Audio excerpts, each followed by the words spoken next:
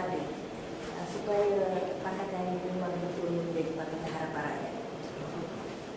Asas-asas itu yang mesti ada. Itu saja. Terima kasih. Okey, saya buka satu lagi soalan. Ya. Ada. Okey. Okey. Melihat looking forward, we have next parliament session on the October. Right, so Raf ada mengusulkan supaya undi tidak percaya kepada Datuk Seri Najib Razak. So what is your confidence level? Satu. Lepas tu katakanlah dekat kali ni tak berjaya untuk bajet pula. Bolehkah lagi kita pecat Najib Razak dengan pembentakan bajet tu? Katalah yang tu pun tak berjaya juga. Boleh tak kita tengok statement the rulers of Malay rulers kan. Baru ni dia kata dia suruh settlekan isu ini. Adakah possible on kudeta? Contoh tu the maximum tu. Minat question ini. Okey. Kita buka satu lagi soalan sebelum kita pergi ke sesi rumusan. Okey, baik. Saya tertarik dengan urusan gabungan. Jadi kita sedia maklum bahawa PAS tidak akan bersama amanah. So PAS akan bersama dengan Pakatan Harapan. Apakah yang akan berlaku jika PAS buat satu gabungan yang lain? Bermakna ada dua gabungan yang akan melawan Barisan Nasional. Okey, baik. Terima kasih. Saya rasa sebab kita diberi masa sejam dan kita sudah lebih daripada sejam untuk sesi ini. Tiga soalan bertanya mengenai asas kritikal yang mengikat Pakatan Harapan kali ini. Yang kedua ialah berkenaan dengan mungkin di luar kerangka tapi masih di luar sana tertanya persoalan ini mengenai undi tidak percaya dan juga kemungkinan first stage undi permohonan undi tidak percaya, undi belah bagi dan kemudian cuba menolak bajet ataupun belanjawan negara yang dibentangkan oleh Perdana Menteri dan juga Menteri Keuangan, ataupun melihat bagaimana kudeta itu. Ini kepulangan di panel dan saya tidak akan bertanggungjawab untuk selepas daripada sesi ini. Saya hanya bertanya. Sebab di Malaysia kita bebas untuk bersuara, cuma selepas bersuara itu belum tentu bebas lagi. Okey. Dan yang ketiga ialah kemungkinan untuk melihat adanya lebih daripada satu gabungan ke arah pilihan raya yang mendatang ini. Jadi dan juga ini merupakan sesi rumusan penutup kepada semua. Saya bagi masa 3 ke 4 minit untuk setiap rumusan ini. Saya persilakan saudara Arul. Okey, saya ingat isu-isu kritikal lah. Saya ingat isu-isu yang harus ditangani adalah satu adalah isu mengenai isu macam hudud, isu macam pilihan raya kerajaan tempatan, isu-isu yang memang ada masalah, kena duduk berbincang. Saya just nak beritahu masa AMJA Putra dulu, isu yang sangat sensitif di mana orang Melayu, India, Cina mereka boleh setuju bahawa kerakyatan dipanggil kerakyatan Melayu. So masa itu ada komitmen untuk bincang benda-benda yang sensitif kerana mereka itu based on ground support. Mereka balik, mereka bincang kerana nak move forward. Saya ingat usaha ini tak ada. Usaha yang ada sekarang ini senang dia guna perkataan agree to disagree. We agree to disagree. Kalau satu gabungan agree to disagree dengan banyak perkara, mengapa ada gabungan? So saya ingat isu-isu kritikal itu harus ditumpukan perhatian. Kita tahu apa-apa isu itu. Macam Tian beritahu tadi, kalau amanah pun press akan tanya, have to resolve that issue lah.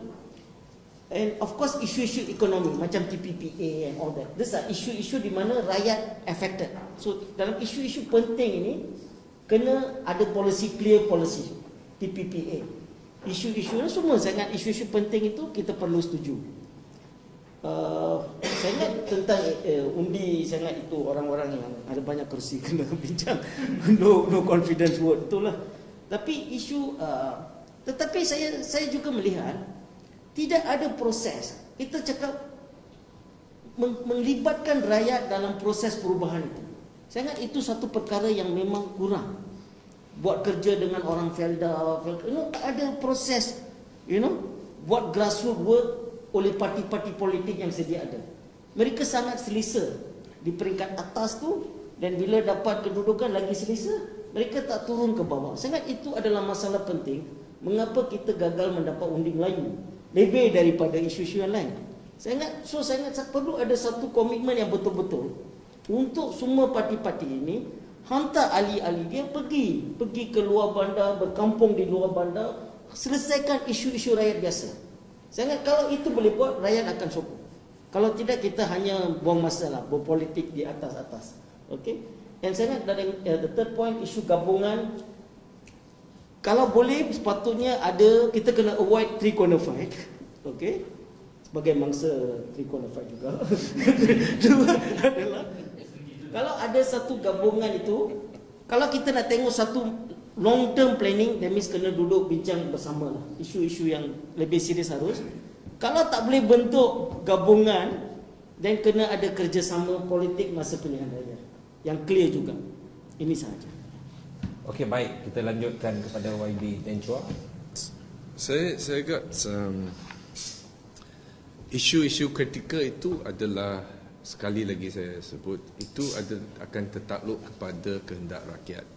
Mungkin sekarang ni isu yang mendesak ada sekian topik-topik tertentu, tetapi pada masa yang berbeza dia akan muncul. Jadi sebarang pergerakan politik itu dia akan harus respon secepat mungkin kepada desakan itu. Kalau tidak, kita end up not relevant. Seperti yang saya sebut, kalau kita ikut ideologi, saya nak gabung dengan 3 parti saja. PAS ke DAP ke tak minat, tapi main thing is amanah dengan PSM, dengan keadilan. Kita jangan bincang tentang isu, solution, semua ni kita boleh achieve a lot of consensus. Tapi apa impact di luar kita tidak tahu kan? Tapi saya kata lebih minat kepada isu undi tak percaya ni. Actually sekarang ni we are safe by the situation. Rakyat ni tak ada imajinasi nak fikir tentang next GE lah. Sebab nak mampus lah sekarang ni dengan GST, dengan pelbagai. So desakannya lah, apa pembangkang boleh buat. Kalau kita nak beritahu, wait for next election, kalau kita menang, even we say letak Anwar jadi Perdana Menteri akan selesaikan masalah. They don't want to hear that. Itu bukan jawapan. Jawapan ialah, we give you 88 votes. What you want to do? We give you the support here. What you going to solve my problem? Dia tak mau dengar kita kata nantilah sekali lagi kita gabung balik kita ni. No. Dia asking us what can we do to solve the problem. Sekarang raja-raja Melayu itu dah berhujah. Kita pelbagailah Tony Puak ke Rafizi ke dah banyak statement keluar. Sekarang ni adakah kita dengan kekuatan parlimen kita, apakah cara kita menyelesaikan? Bagi saya sangat penting kita harus letakkan sepenuh tenaga kita untuk sekurang-kurangnya bagi sesi ini, untuk memikirkan apakah cara yang kita boleh defeat, termasuk ada desakan penyokong-penyokong UMNO pun kata mungkin mereka nak bergabung tenaga supaya kita boleh menyelesaikan deadlock ini. So saya agak itu cabaran yang paling besar bagi kita pada setakat ini. Next election mungkin kita ada sedikit masa lagi.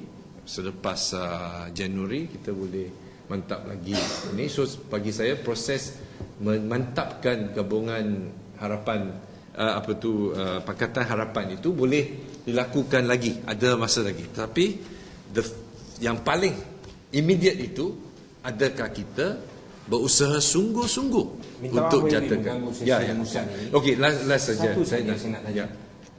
Sejauh mana seriusnya ada usaha, kalau boleh dimaklumkan, kali ini, dan sejauh mana harapan dia boleh berjaya? Undi tidak percaya kepada Perdana Menteri, dan adakah dia melebar sehingga penglibatan daripada Barisan Nasional? Saya agak secara teori dia tidak mustahil. Saya agak, dan saya yakin kalau kita berpendapat begitu, ramai di kalangan rakyat berpendapat begitu.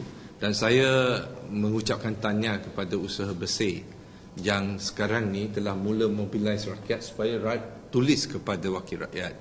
Kalau setiap termasuk ahli parlimen UMNO pun receive 5,000 surat daripada pengundi, dia kata you vote against Najib, dia akan fikir. So bagi saya tidak pesimis. So okay, tapi kita juga selagi Najib tak turun, sebenarnya kita ada 2 tahun juga.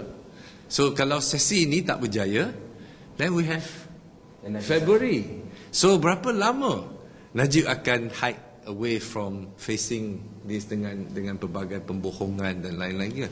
Tapi usaha bagi saya, kita kena serius. Kita tak boleh bergantung kata tunggu Mahathir lah bawa 25 orang ke atau apa. We have to be serious.